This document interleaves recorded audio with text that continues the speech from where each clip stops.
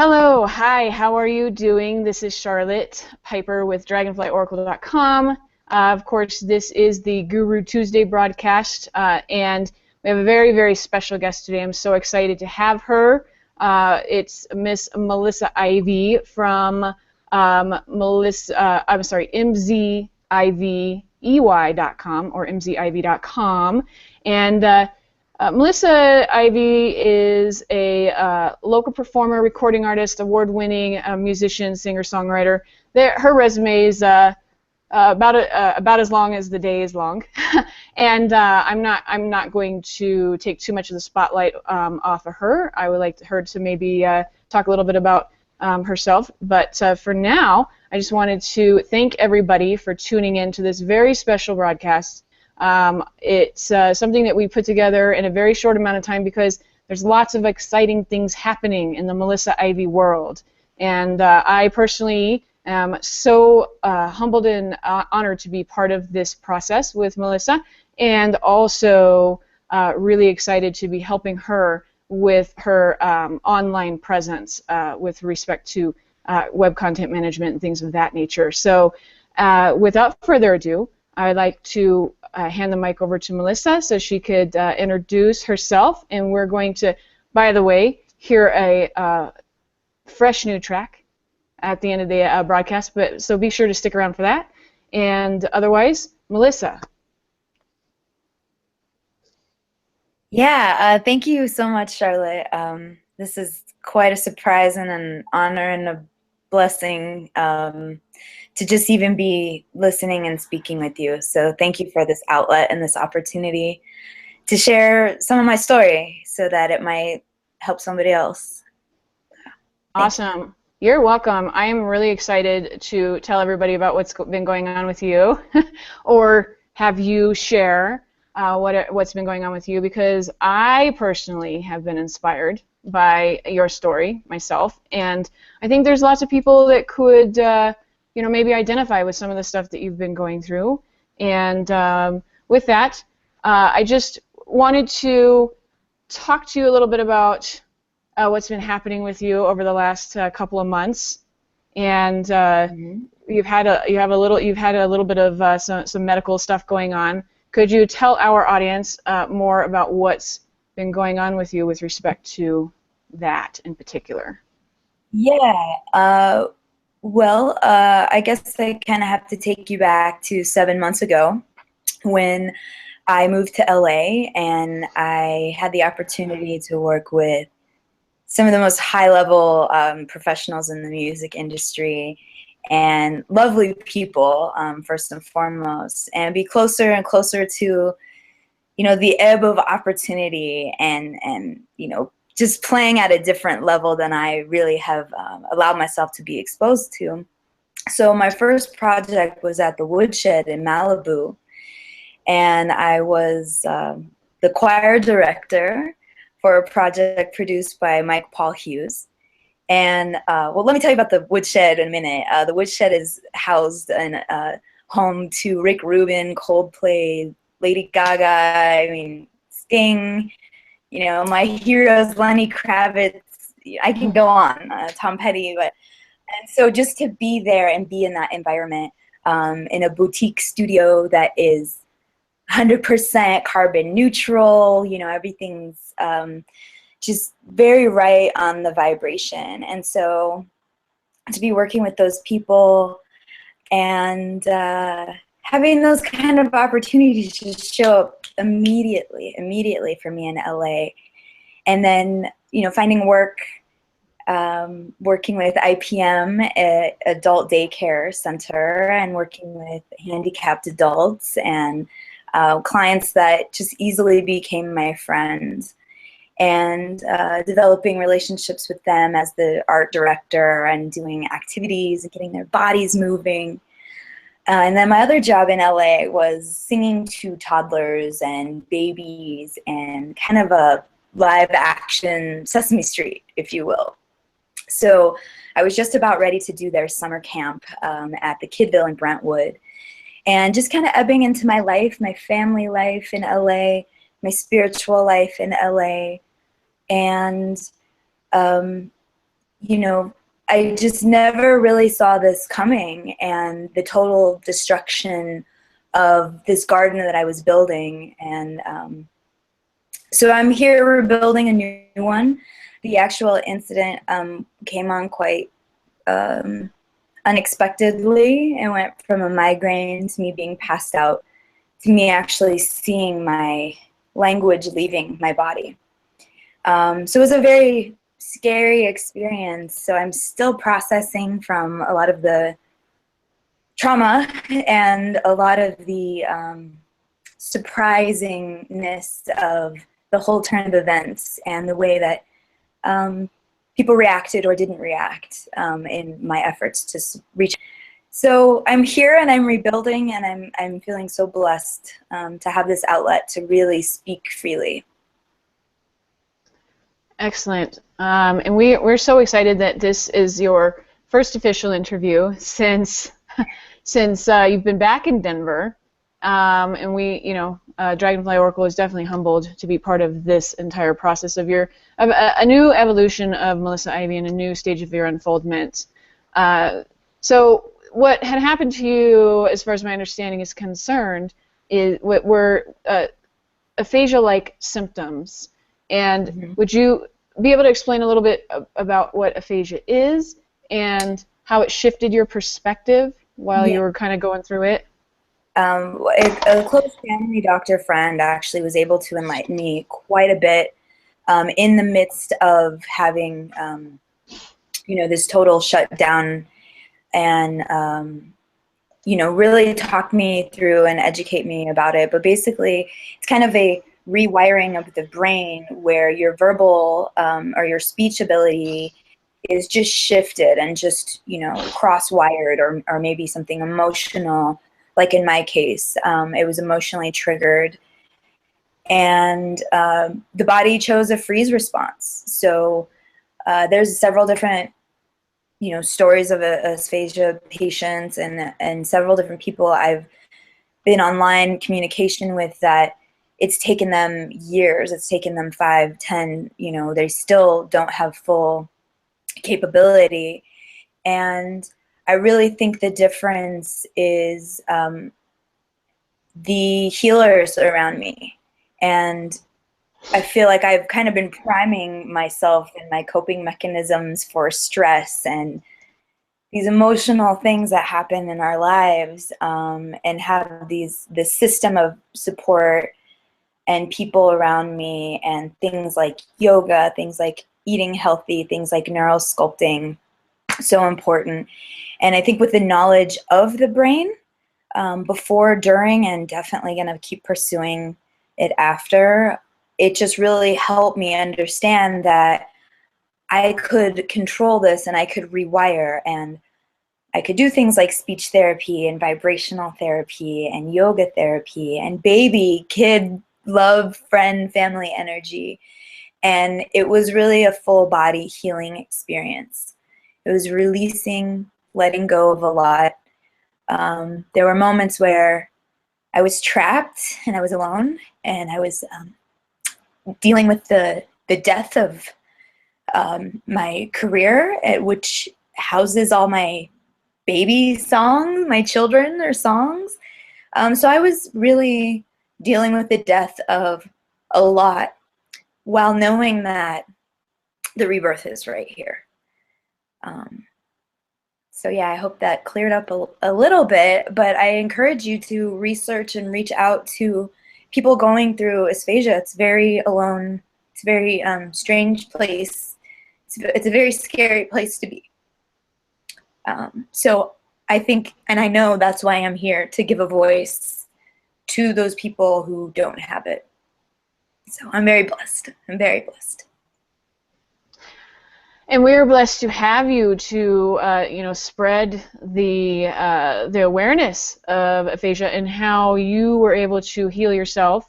Because I mean, one thing that I always like to say, and I was getting a little teary-eyed too, is that most of the experiences that we go through are never just for us. Therefore, so that we have the ability to empathize and understand from the level of experience. so that we can help others and teach others. And so with that, you had mentioned that you had done a lot of work with neurosculpting in order to rewire your brain and heal yourself.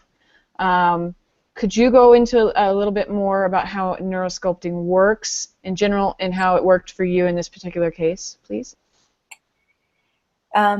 Yes, neurosculpting is a guided meditation using neuroscience.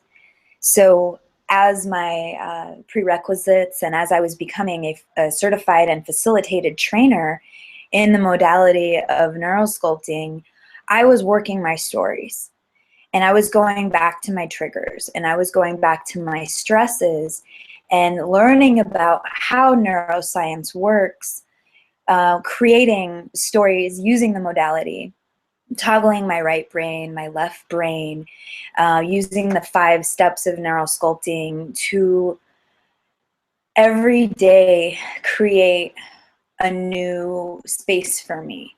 So this doesn't mean I pretend like nothing's going on and I'm just in an imaginary world of unrealistic possibilities. Not at all.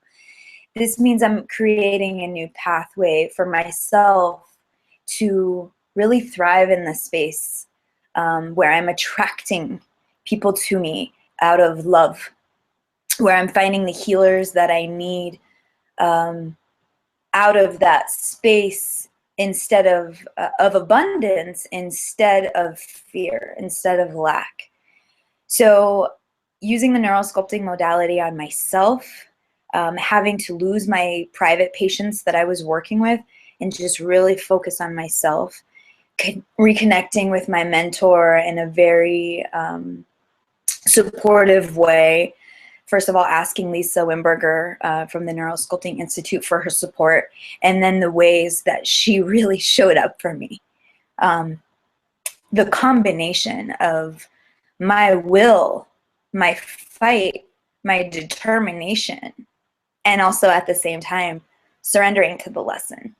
Just showing up filled, and knowing I'm going to make it through this. So I've used neurosculpting to get over so much of my own personal trauma, my childhood trauma, and now I'm writing songs that feel like that space that I'm in when I'm neurosculpting, when I'm in that guided meditation zone, either with myself or now that I'm picking up clients again, now that I have a voice, I'm using it and I'm guiding and I'm constantly wanting to be in that space.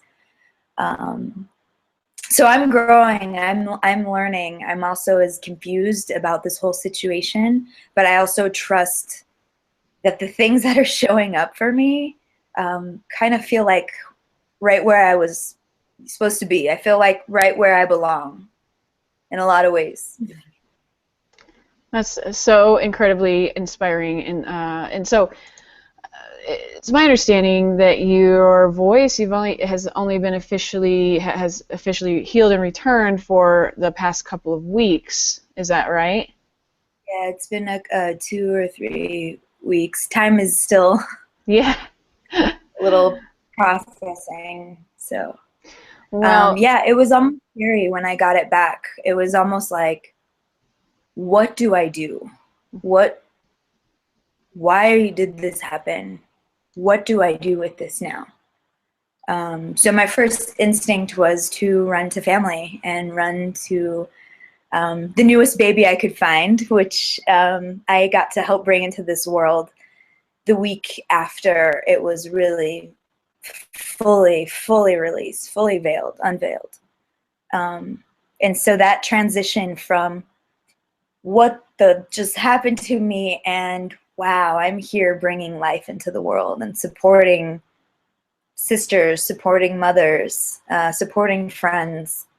And so I'm just in the space of giving and receiving and keeping my cup full with all that support coming back around.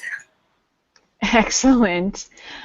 So it's I think it's pretty safe to say that you've felt inspired. It almost seems like you're wasting no time in getting back to the music, I've personally witnessed the birth of a new song myself, which was a magical process in and of itself. And also, I know that you've been in the studio with Mike Paul Hughes recording new music. Could you tell us more about what it's like to work with Mike Paul Hughes at Stone Soup Soldier, and what it's like being a featured artist with companies like Eon Music House? So Mike and I started working in 2014. We started co-writing and producing, developing songs specifically to license to Eon, which is a publishing TV music and licensing house. So I was signed to a contract with them, and I was writing songs for them and recording songs for them, and getting paid by them. And I was really able to develop a relationship with Mike Paul Hughes. So I'd write 4 to 6 song ideas and go to his house, go to his recording studio, kind of submit them. This is the melody, this is the idea. And then we'd kind of just say, okay, well, let's work on this one. This sounds good for this film. Or we need to write a love song. We need to write this song. So we just started creating. And it was, you know, on this next level of me creating and immediately recording. So it was free for me to not write for myself, for my voice, for my band. I could write, you know, like the great writers would do for other artists, for other acts. So I really took on this kind of Carole King persona where I was just free as a songwriter to explore. So we'll be releasing some of that music and some of the music clips that we're able to so you can hear some of our collaboration. But I really feel like it made me a better writer. It made me a better producer. It made me a better studio player, and definitely a better communicator. So I would write a song on Friday, record it Saturday, have someone tell me, you know, clean this up or change this on Tuesday, Wednesday. Song was done, and I'm writing more songs. So I never had the luxury to be so prolific. Not really worrying about how am I going to market the song, how am I going to promote this song, what is the artistic, you know, what is my band, what is the ego going to think of this, how are people going to want to change it. We could just be the band. Mike and I were just the creators. We had full artistic control. We would hire session players to come in, like Bradley Weaver, Laura Quam, you know, some amazing singers, and it's just been so free to create and trust.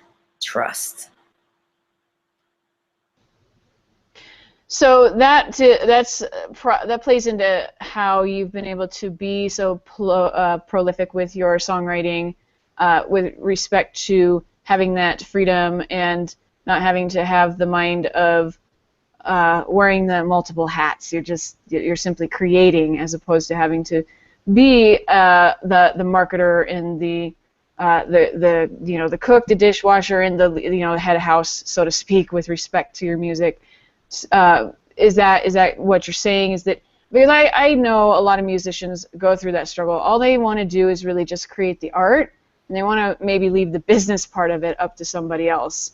And would you say that it frees up creativity when you don't have to worry about all of those extra elements?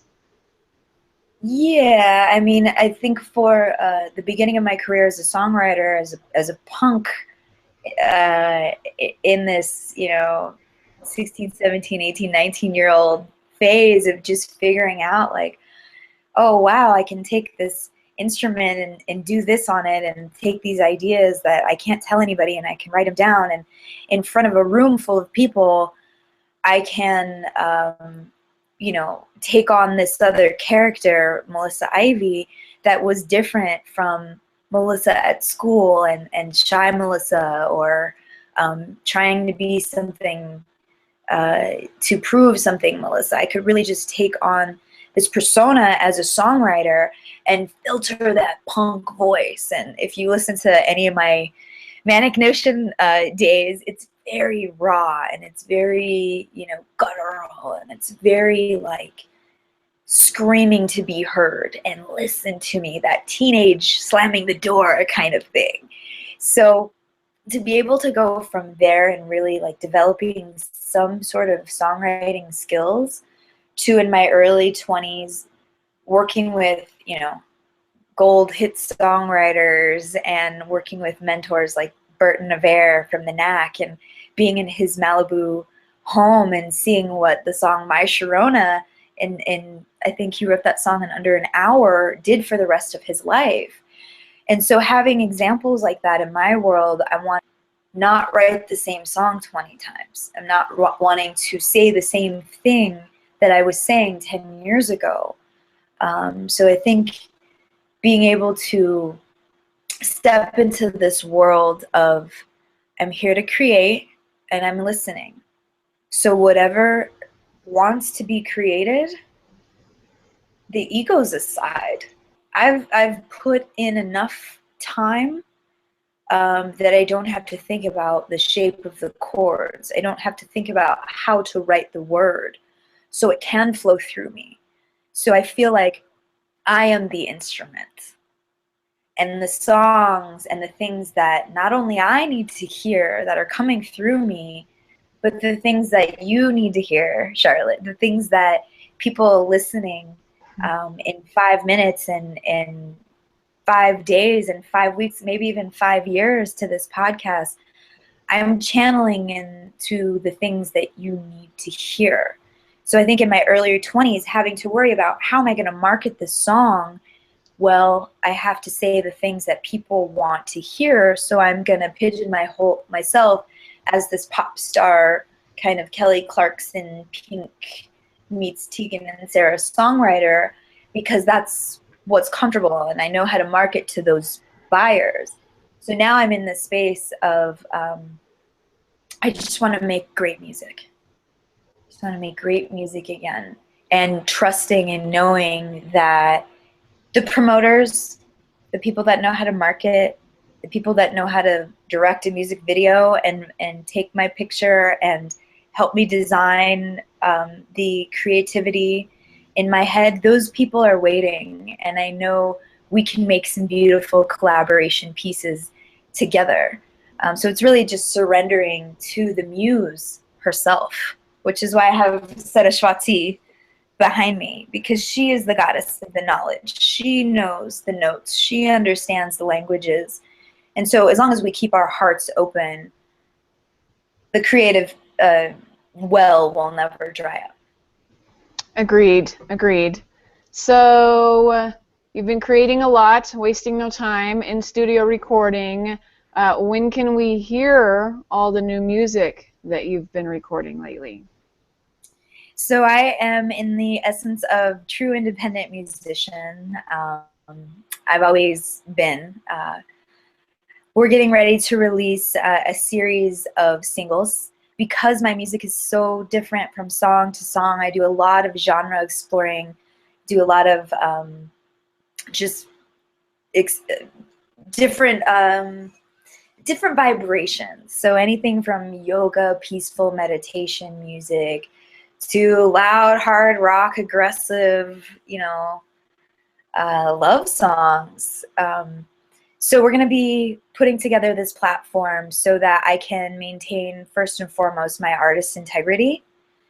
And second of all, put myself in a position where you, the fans, are able to communicate with me, and that you're able to ask for a house concert instead of having to go to a bar and not have a quality sound or quality interaction.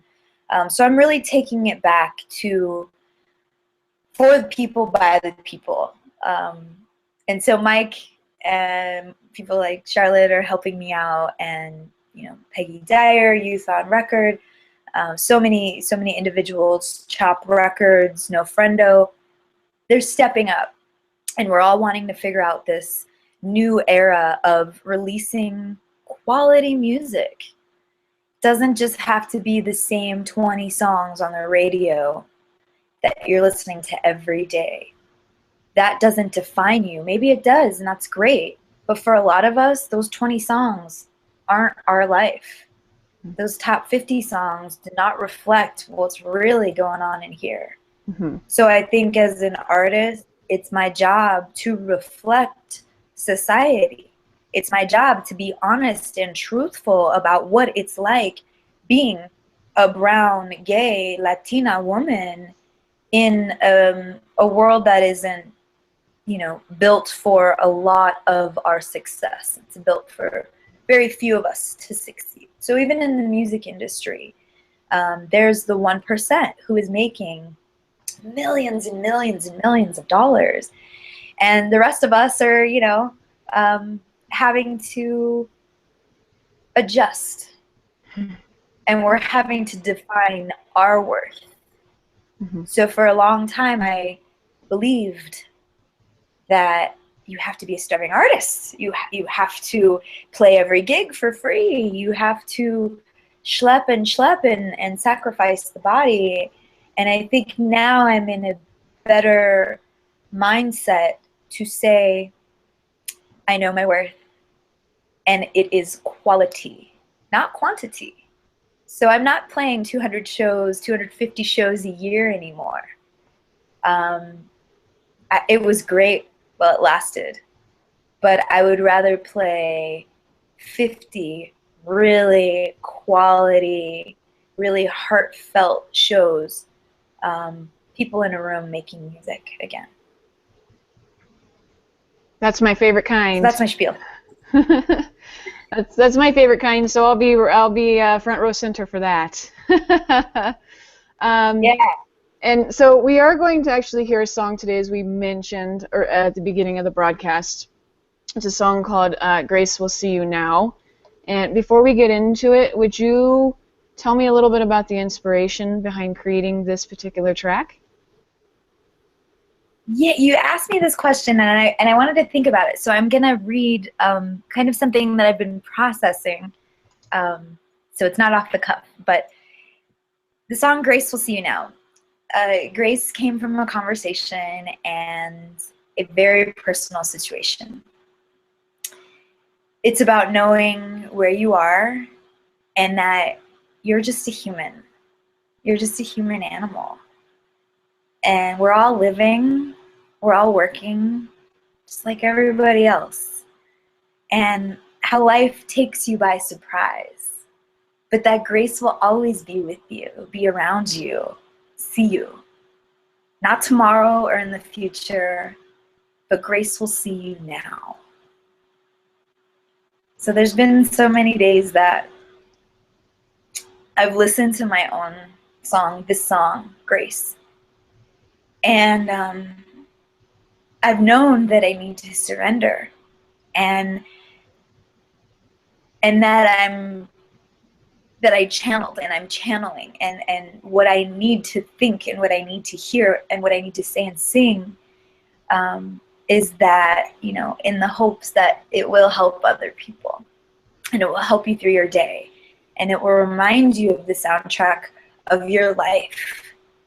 And I've come into this healer role as a wounded warrior, and knowing that these songs are meant for more than just my story.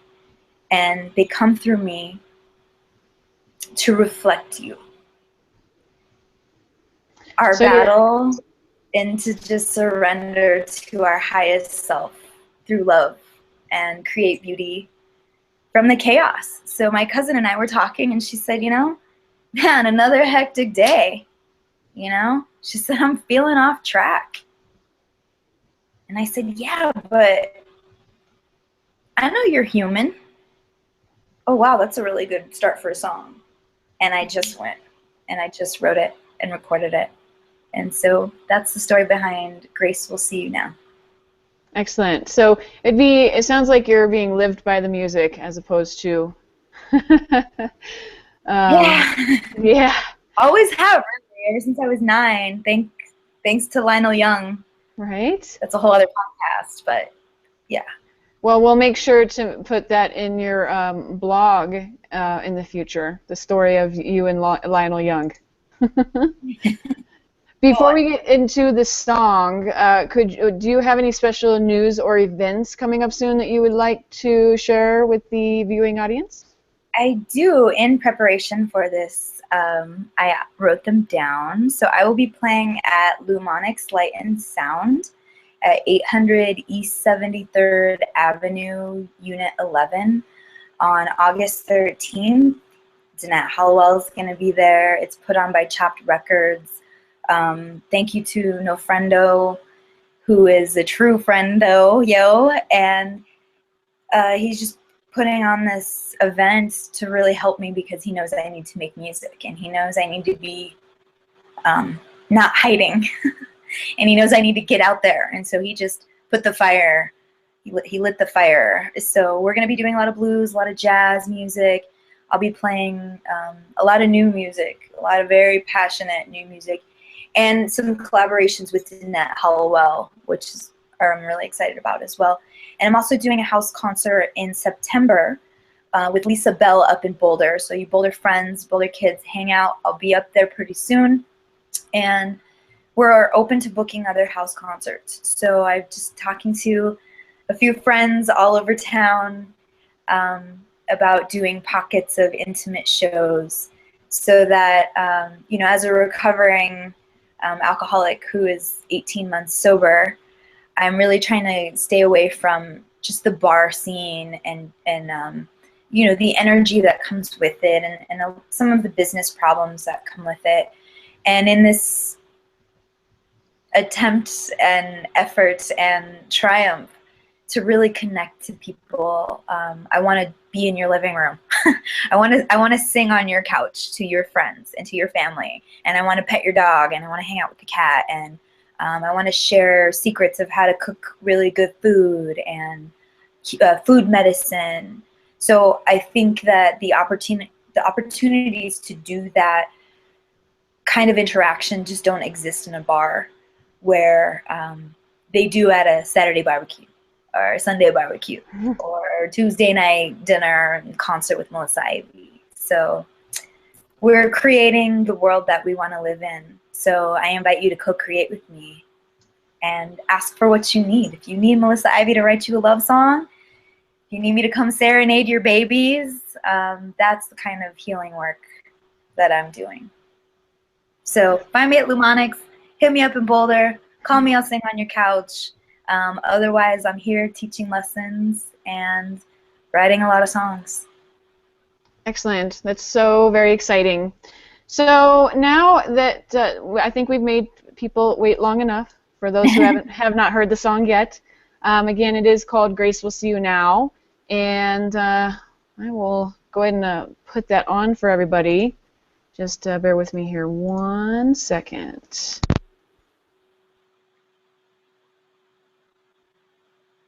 Put on my holds image.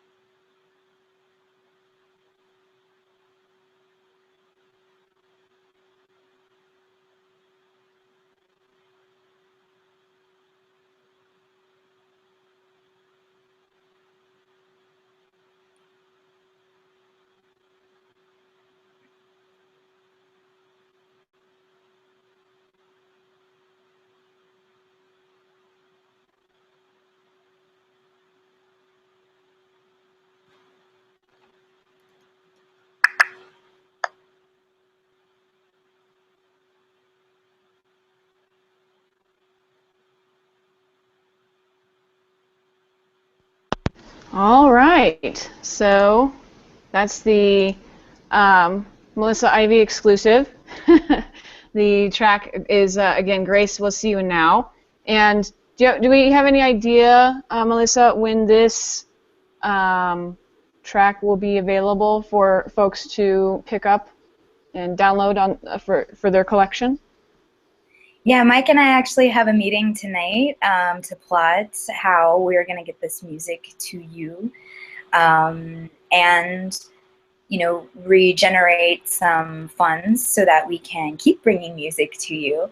So ideas are welcome. I think we're going to either keep on the indie route or just keep on uploading stuff to iTunes, which has its benefits and not. But we have a lot of songs, we have a lot of content. So yes, we're figuring out the business end right now to release them. But we have over 25 unreleased tracks. So we'll see what we're gonna do with those real soon. But Grace will be the first one to come out. And then we'll be working on a new track called Chocolate Chili, and we're making a music video for that one. So yes, keep your eyes open. Excellent. I'm so very excited for, I know I've said that 100 million times, but from the perspective of, the person out on the outside looking in who's known you for a while, as not just as a musician, but as a human being, and more so lately, understanding what you've gone through in order to get to where you are now is incredibly inspirational, and it for at least for me, it puts the thought in my mind that if Melissa can do it, anybody can do it. I mean, there's no challenge that cannot be transcended if you have the right tools and you have the right mindset to do that. So for me, that's kind of what this whole process, or witnessing the process of your quote-unquote rebirth, has meant.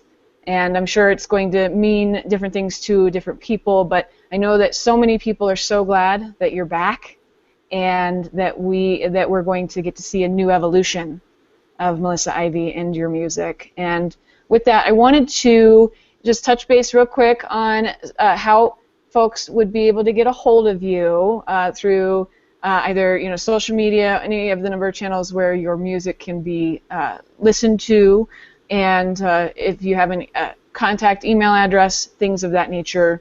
Let's put it out there, and we'll make sure people can get a hold of you, because you are so embracive of your community.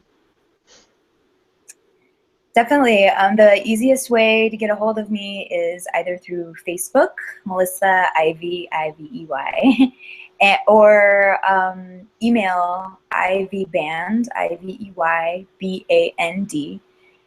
@gmail.com for music, for concerts, for house concerts, for singing lessons, guitar lessons, vocal lessons. If you want me to come speak at your school, if you want me to come and interact with you and do some activate and elevate education with you. My healing, my yoga teaching, my private clients for neurosculpting, please reach out at iveyoga@gmail.com. It's like Ivy Yoga, but with one Y. And I'm here, and I'm listening, and I feel like the lotus flower. And to, I think, kind of probably end our interview here, I'd like to tell you how the lotus flower blossoms and remind you that in only the murkiest of waters, only the dirtiest and the dingiest of the swamp waters, can the lotus flower go all the way to the bottom and root. And then it comes all the way to the top, creates a lily pad, a safe landing space, and then emerges, and then blossoms. And if you haven't smelled a real lotus flower, I encourage you, because it is one of the sweetest smells and one of the most beautiful experiences of the world. But you can't get that without the other. You can't get one without the other. So I think this beautiful time and this experience, I think all of the pain that I'm going through, all of the processing, and I promise I am making something beautiful out of all this. I can see it, and I can't wait till the rest of the world sees it too. I mean, I know that you have so many people that are so supportive of you, and I think that's just a reflection of the, you know, the purity of your spirit. So I really feel honored and humbled to be part of this next evolution of Melissa Ivey and your music. And I thank you so much for taking your time to sit with us today on this Guru Tuesday broadcast. It certainly has been impactful for me, in the very least. I know that we did have a number of viewers today, and I want to thank all the viewers for tuning in and joining us for this very special time. And with that, again, want to thank you, Melissa. Want to thank everybody out there viewing. And just as a gentle reminder, Melissa does have a couple of shows coming up. The next one is on August 13th. You can find information on how to get tickets to the August 13th show by visiting the website mzivey.com. And we're really excited to see what's coming.